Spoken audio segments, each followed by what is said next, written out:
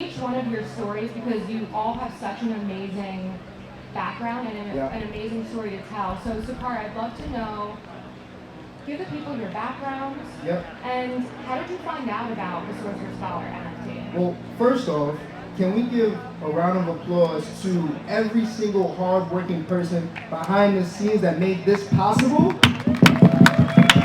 Like, this wouldn't be possible without you, Jack, and Daniel. I don't know where Andy's at. Shout out Andy Kranek, but everyone. So really appreciate that. My story. I started off at McDonald's when I was like, 14, 15 years old. I walked in a suit. Walked in the suit and they hired me instantly. I thought McDonald's was going to be my career path. I was like, I'm going to own a whole bunch of McDonald's and that's going to be it. I got introduced to fine dining at college. Changed my life forever. I was like, oh my God, what is this? They're crumbing the table. They're pulling out your seat. I'm feeling like a king. And I had the most amazing food I've ever had. Everything was delicious. From there, I was like, man, I need to figure out what this is about and introduce it to my community where I come from, because I thought Red Lobster's Cheesecake Factory was it. Like, that was the top of the top. So I went through life, worked at some of the world's best restaurants, 11 Madison Park, which was the #1 restaurant in the world. Maria, went to overseas, came back, got a Michelin star when I was like 24 years old. And from there started my company, my brand, Noble Promise. So my name, Sakari, in Swahili means noble promise, which means you have a promising future and you keep to your word. It's what got me through life.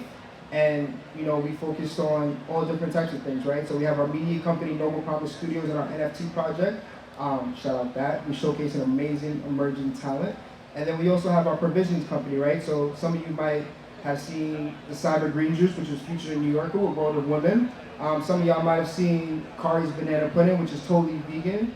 And no nuts, no processed sugar, healthy, delicious, dedicated to my father after his passing. It was his favorite dessert. So some of the products that we're doing, but man, I'm just hyped to be here. We're hyped to have you. So tell us, how did you find out about the Sorcerer Scholarship? So and what was that process like for you? Yeah, so I wanted this scholarship, mentorship, whatever you want to call it, before it was even a thing. I saw Gary, he had an interview, and he was like, yo, I really want this basketball card. It was a 1948 George Mikan rookie card. I didn't have any, I can curse, right? No, you didn't. I can? You can. I didn't have any fucking money, all right? I didn't have any money. I paid with credit, and I bought the card. Fast forward, gifted him the card, and then the scholarship thing comes out. I was just trying to be on his radar. I ended up getting denied. They asked the question, they were like, yo, what would you do with the money? I was like, yo, I'll give it to my mom. What do you mean? Like, if I sold the NFT, I'm giving it to my mom. Like, what? And got denied. Fast forward, I see Andy in the street at NFT NYC. We chop it up. I'm like, yo, I got denied. But I'm not going to tell you why I deserve this. I'm just going to show you and I'll see you in 10 years. He walks away. He like, all right. 2 days later, Gary reposts the card on Twitter saying he's obsessed. He's obsessed with the card that I gave him. I'm like, what? This is crazy. 2 days later, I get an email saying you've been reconsidered for the Sorcerer Scholarship. And here we are. Amazing. I love it. Yeah, let's clap it up for Sakari. Crazy. Glowing. I'm completely hooked. It was I incredible. love it. Speaking of pickleball, we do have some courts that are happening, 6 and 7 p.m. if you want to go check it out. Thank you. Sakari, any moment, any person in particular that stuck out to you?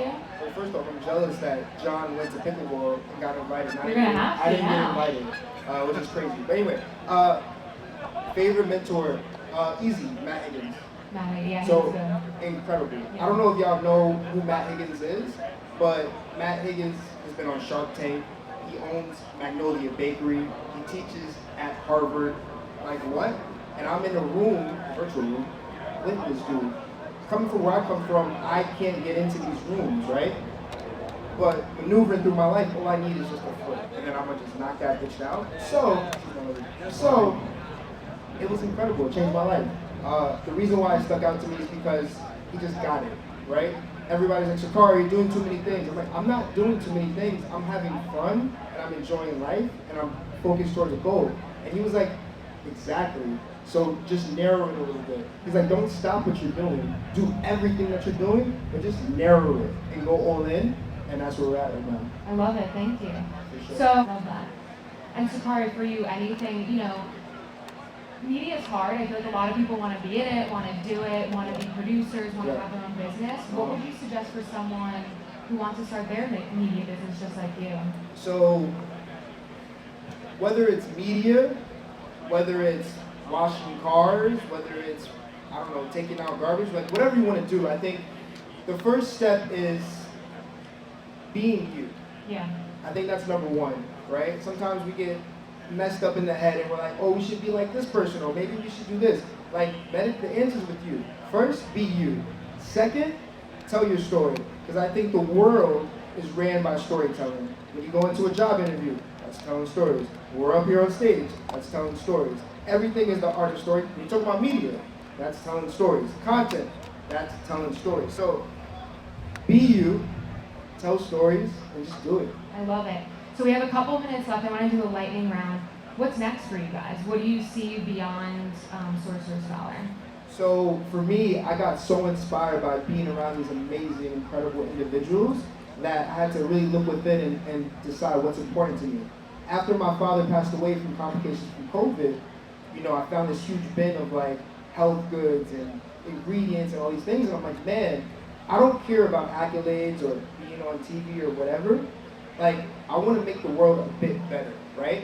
So how do we do that? We do that through food, because food nourishes your body and nourishes your soul. That's why I made the banana pudding. It is delicious, but it's not just a banana pudding. It's the first step into fighting food insecurity. It's creating a product that's accessible to all because it's okay for all allergens, it's healthy, and it's delicious. So if everybody can get something healthy and delicious, well, now we're trying to lead in the right direction. So for me, I would say next steps is just follow my journey. Love that. Come follow along. John, what about you? What's next? What do you foresee in the future? Yeah, what's next is always a crazy question because I'm like